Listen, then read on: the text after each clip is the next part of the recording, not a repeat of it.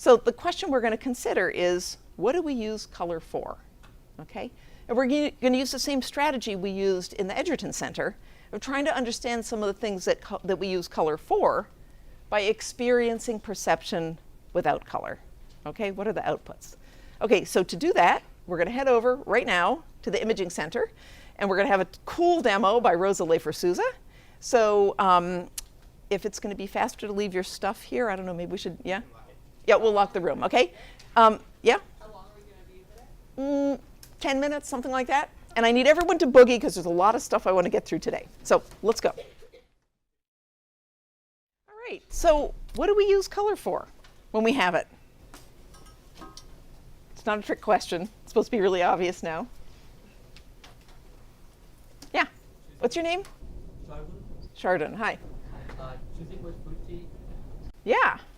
Yeah. Choosing which. What else related to that but different? Yeah. Object identification. Yeah. Yeah. Like what? What did you notice that you could identify better? Different types of things. Mm-hmm. But besides identifying and choosing, what else? Much more generally, bringing things into our awareness, like with the reds in particular, the strawberries. Yeah. Like, do you find them easier to find? No, much harder. Oh, yeah, right. Harder without the light. Right. Exactly. What else? Yeah.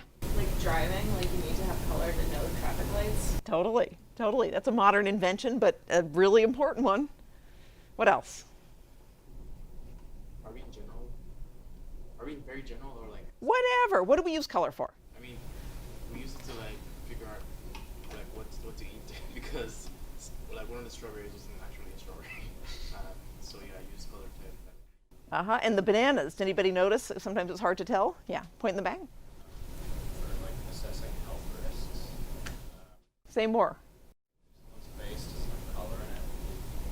You tend to assume that they're sickly. Totally. Did you feel like people's faces looked a little sickly? Absolutely. Absolutely.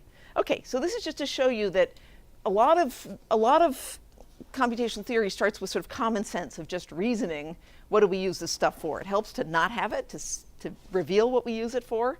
But you guys have just reinvented the key insights in early field of color vision. Okay, so standard story is to find fruit.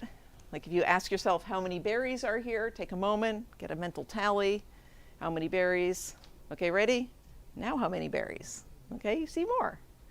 And in fact, there's a long literature showing that primates who have 3 cone colors, we're not going to go through all the physiological basis of cones and stuff like that, but they have richer color vision because of the number of different color receptors in their retina. They're better at finding berries. And in fact, a paper came out a couple of years ago where they studied wild macaques on an island off of Puerto Rico called Cayo Santiago. And the macaques there have a natural variation genetically where some of them have 2 color photoreceptors instead of 3. Okay? And in fact, they followed them around, and the monkeys that have 3 photoreceptors types are better at finding fruit than the ones that have only 2. Okay, so that story that's just been a story for a long time turns out it's true. And also, as you guys have already said, to not just find things, but identify properties. Like you can probably tell whether you'd want to eat those bananas on the bottom